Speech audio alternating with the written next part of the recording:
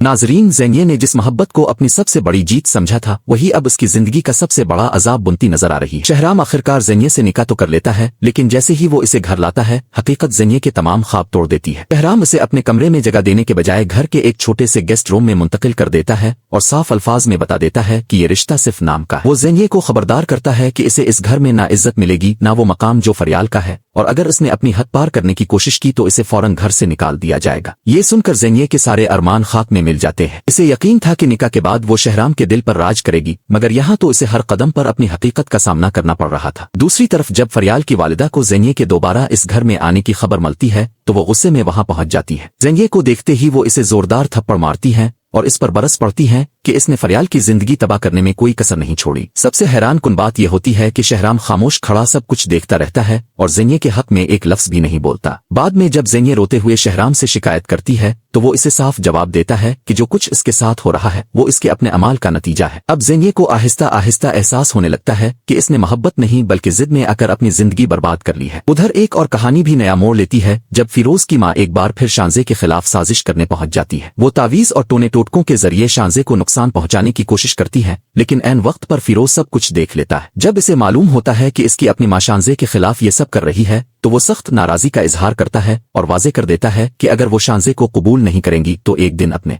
बेटे को भी खो देंगी। दूसरी जानिब शहराम और फरियाल के दरमियान पैदा होने वाली गलत फहमियां तकरीबन खत्म हो चुकी है। शहराम फरियाल को यकीन दिलाता है कि इसकी जिंदगी में फरियाल का मकाम कोई नहीं ले सकता, जबकि ज़ेनिये दिन रात इसी घर में रहकर अपनी शिकस्त और तन्हाई का बोझ उठाने पर मजबूर है। लेकिन सवाल यह है कि क्या ज़ेनिये वाकई अपनी गलतियों से सबक सीख लेगी या फिर वो एक बार फिर कोई ऐसी चाल चलेगी जो फरियाल और शहराम की जिंदगी को नए खतरे में डाल दे।